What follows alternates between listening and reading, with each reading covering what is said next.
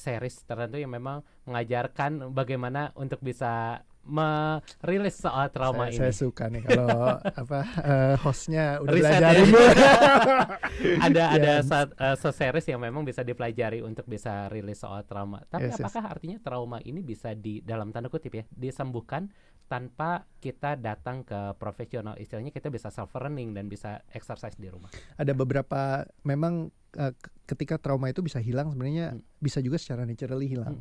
Jadi kalau ada pengalaman-pengalaman yang dia closure. Jadi kalau misalkan kayak saya dulu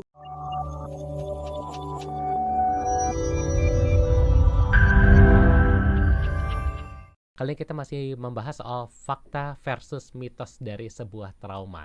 Ada beberapa orang yang ngomong kalau trauma ini bisa diturunkan. Jadi orang tuanya misalnya trauma takut pada kucing, anaknya juga biasanya akan ikutan takut pada kucing. Ini benar nggak sih Coach kalau trauma ini bisa menurun secara genetik? Oke. Yang menarik kalau misalkan penelitiannya di luar sih yang disampaikan itu sebenarnya kalau bayi lahir itu dia takutnya terhadap dua hal. Yang satu ketinggian, sama satu lagi itu jadi takut jatuh ya. Satu lagi itu takutnya suara yang kencang. Kayak gitu. Nah sisanya itu boleh dibilang kayak trauma bawaan dari keluarga karena proses yang di lingkungannya. Jadi kayak satu nature, yang ini nurture-nya. Nah ada kalau yang menarik itu kalau dilihat di YouTube tuh ada yang video bayi dan ular. Oh iya. Nah, jadi kayak ularnya dikasih lewat gede banget gitu, yang orang dewasa pada ketakutan. Bayinya santai. Bayinya santai banget. Nah malah ada satu bayi yang dia asik main gitu ya, terus tiba-tiba ularnya datang, ularnya digigit sama dia. Bukan ular yang gigit ya, gigit ular ya. Padahal orang tuanya udah pada ketakutan. Lebih berbisa kayaknya bayinya daripada ularnya.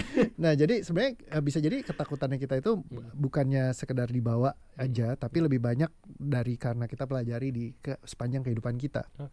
Gitu. Nah jadi dan untuk kita takut biasanya perlu ada edukasinya dulu bahwa itu menakutkan. Contohnya kemarin saya baru aja Turbulence kan, yang pas ngalamin Turbulence sempat viral juga 1 juta lebih view-nya gitu ya, karena saya iseng ngerekamin gitu. Pas di dalam. Nah lagi Turbulence tuh lagi parah-parahnya. Jadi kayak bener-bener kayak wah semua orang teriak apa segala macam. Terus di situ ada yang ini, anak saya tidur aja. Dengan tenang. Iya, jadi benar-benar anaknya nggak ada takut-takutnya. Nah terus di bawahnya lagi ada yang komentar lagi, ini waktu dulu anak saya malah kayak main roller coaster. Jadi seneng gitu. Malah minta lagi ya. Jadi malah dia nggak takut sama sekali gitu kan. Nah jadi ada hal yang bisa ada orang yang ketika dikumpulkan mereka ketemu ombak besar bisa takut kegulung ombak gitu. Tapi ada orang yang ketika ada ombak besar malah asik buat berselancar. Betul. Nah jadi tergantung ya kita pelajarinya apa di dalam perjalanan hidupnya. Bisa jadi itu jadi sesuatu yang tidak menyenangkan atau bisa jadi sesuatu yang menyenangkan. Ya tergantung dari kita di edukasinya. Nah terus juga memang banyak yang kayak ketakutan-ketakutan itu ya munculnya yang repot itu kan spontan yang kita nggak sadarin dan ada shocking moment sebenarnya. Nah pintu masuknya trauma itu sebenarnya kalau orang ngalamin shocknya. Jadi misalnya saat kenyataan tidak sesuai sama ekspektasi. Nah jadi shocking momennya muncul, shocking momennya yang kerekam di dalam tubuh. Nah biasanya kayak gitu. Nggak semua pengalaman akan seperti itu, karena kata kuncinya ya shock tadi. Jadi kalau pas lagi saya sendiri waktu sama istri ya, lagi istri tuh tiba-tiba dia bilang, aduh kok badan aku nggak enak banget ya, tolong bantu aku dong bawa aku ke kamar gitu, papa aku. Nah pas lagi di papa tiba-tiba dia pingsan gitu. Nah pas pingsan itu kayak matanya langsung putih ngelihat ke atas, akunya udah shocking moment karena aku nggak bisa ngerem kayak gitu. Wah gila istri sendiri ini lagi begini, gue harus ngapain ya, langsung keluar banyak pikiran macam-macam. Nah saat itu aku coba menenangkan diri yang kayak oke, tenang lah, stay cool gitu, kita bisa lewatin ini gitu ya, kayak gue harus ngapain ya. Akhirnya aku taruh, terus aku baca di waktu itu belum ada ChatGPT, Google ya di Google tanya gimana nih, disuruhnya diangkat kakinya ke atas. Nah begitu kakinya di atas diangkat terus dia bangun. Nah mulai dari hari itu setiap malam tuh begitu ada bunyi kayak barang dia naruh barang segala macam gitu, langsung kebangun. Jadi kayak nggak bisa istirahat dengan tenang. Ya terus kalau mau keluar rumah tuh ketakutan gimana nih istri takut di rumah. Ya jadi kayak selalu ketakutan gitu terus. Nah itu pola traumatiknya kebentuk tuh. Ya kan. Nah dan cukup panjang lama nggak berkurang. Nah sampai begitu saya mulai nyadar, ini kayaknya ada yang error, mesti diberesin. Ya udah saya beresin, baru dia hilang. Oke. Nah jadi pola-pola kayak gitu tuh bisa kebentuk justru pas di pengalaman kita, dan susah buat kita ngeremnya kalau kita nggak punya wisdomnya. Oke. Nah kalau kita punya wisdomnya, pingsan ya, kalau pingsan satu kali mungkin kita kaget shock kalau kita nggak punya edukasinya. Iya. Tapi kalau misalkan aku udah teredukasi Hmm. banget menangani orang pingsan, Hmm. misalnya kayak udah belajar misalkan tentang CPR segala Hmm. macem, nggak bakal bikin, Gak segitunya ya traumanya. karena udah pasti ngerti. Hmm. Lagi ada situasi kayak gini, Betul. harus biasa, ya udah bawa dulu, angkat ke atas, kasih air hangat, misalnya Dengan kayak gitu. tenang ya, bisa Udah lakukan tahu, step by step. iya. Tapi kalau orang yang benar-benar kita nggak tahu kan, jadi benar-benar kayak nggak teredukasi.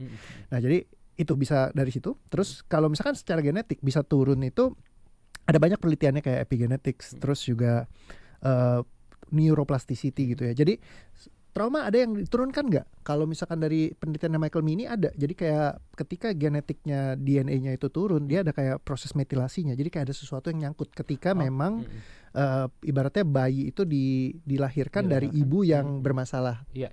Tapi waktu saya ngobrol sama dosen saya, dibilang gini, itu kan dia epigenetiknya ujiannya sama tikus ya, kata dia.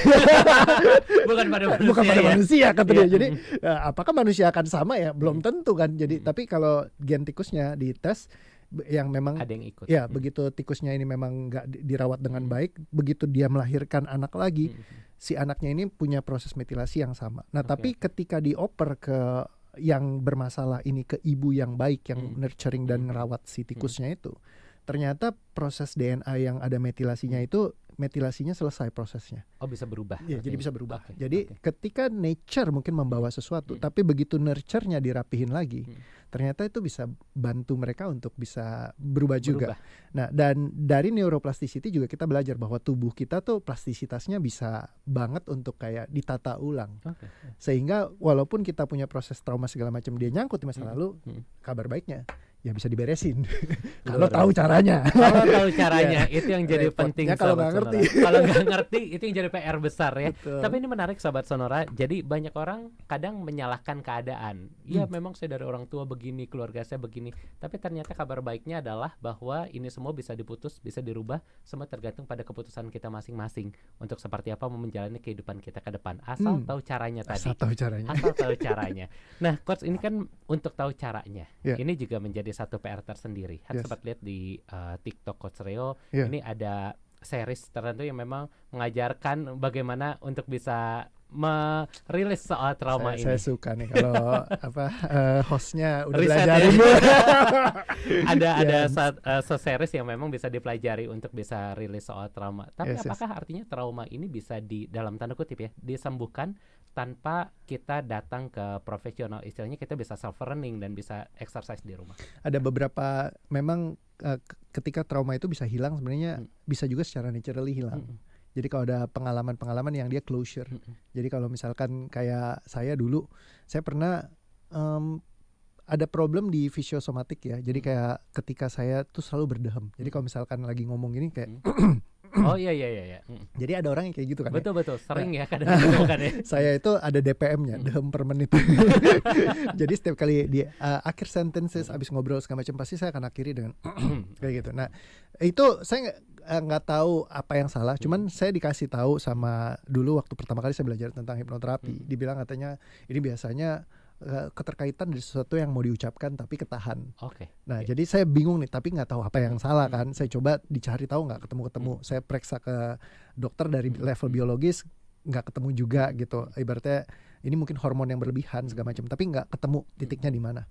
Nah sampai satu hari ketika setelah lewat mungkin 3 tahunan gitu, saya ketemu sama mama mertua. Jadi pas ketemu itu cuman, oh ya Rio, ya Steph masih lagi mandi, ada Om nanti nemenin kamu ngobrol, Tante mesti pergi lagi dulu. Nah ketika mama mertua jalan, terus abis itu hilang. Jadi totally hilang. Gak ada lagi. Gak ada dahamnya lagi gitu. Nah jadi singkat kata, saya itu pacaran sama istri saya itu 7 tahun. Waktu saat itu kita Cukup backstreet panjang, ya? Jadi nggak pernah dikasih kesempatan. Waktu itu saya bilang ke istri saya mau dong ketemuin sama mama kamu. Tapi dia bilang jangan, belum waktunya. Nanti aja ya. Iya, kamu penghasilan belum ada, ini masih belum, ini karir belum bagus. Nanti yang ada begitu ketemuin Langsung di counter ya. langsung disuruh putus gitu kan. Jadi dia nggak mau Oke, kasih. oke, oke. Nah ternyata itu yang ilustrasi sesuatu yang ketahan di dalam sistem saya. Nah dan itu secara naturally hilang polanya, fisiosomatiknya. Nah jadi kadang-kadang ada hal-hal yang terkait dengan seperti itu yang menyangkut di dalam sistem kita. Nah itu bisa bikin sampai ke level fisiknya kita juga. Nah dan ketika itu kan secara natural, cuman pertanyaannya berapa banyak natural closure trauma yang bisa terjadi dalam sistem kita. Salah satu klien ada yang bilang, kakak pembimbing saya bilang akhirnya dia selesai dari permasalahan laki-laki yang pernah memperkosa dia, karena setelah 35 tahun selesai. Natural closure-nya apa? Orangnya udah meninggal. Oh, Jadi begitu meninggal, close ya. ya case close kan, udah beres gitu. betul. Jadi tapi kan nggak selalu kayak Betul, begitu nggak kan. bisa selalu mengandalkan begitu. That's why kita perlu belajar untuk intervensi gimana caranya buat kita secara nggak naturally lah ibaratnya, tapi kita bentuk gimana caranya supaya kita bisa memahami pola strukturnya traumanya kita, lalu kita bongkar. Nah makanya ketika yang di sana saya kasih ada playlistnya caranya begini gitu, mereka bisa belajar dan banyak yang sharing mereka ya udah keluar dari masalahnya dari menggunakan struktur yang itu gitu. Nah kadang-kadang ada struktur yang terlalu rumit aja. Nah karena ibaratnya case orang tuh komplikasinya lain-lain. Nah betul. yang ketika memang udah terlalu rumit, nah biasa rumitannya itu terjadi karena orang sering ngadon. Ngadon itu banyak reflektif. Jadi kayak kehidupan gue kok begini banget sih, begini. Oh, okay. Nah semakin banyak refleksi diri dan semakin belajar banyak konten-konten tentang hal-hal positif, itu makin hidup mereka jadi nggak ideal. Karena jadi di-compare ya? Ya, karena mereka tubuh kita akan komparasi terus. Okay. Dan semakin kita belajar banyak, oh harusnya orang tua tuh begini, keluarga nggak boleh toksik. Ini harusnya Jadi punya kantor banyak saya standar ya? harus begini apa segala macam. Nah, ketika standarnya banyak, kita jadi orang yang paling menderita di atas bumi. Iya, betul, Nah, betul. itu kayak ibaratnya adonan kue tuh diadon-adon, jadi makin parah. Nah, ketika makin parah ngeberesinnya makin susah. Oh iya betul. Karena kita akan makin harusnya tuh seperti ini, banyak standar yang ingin dicapai ya.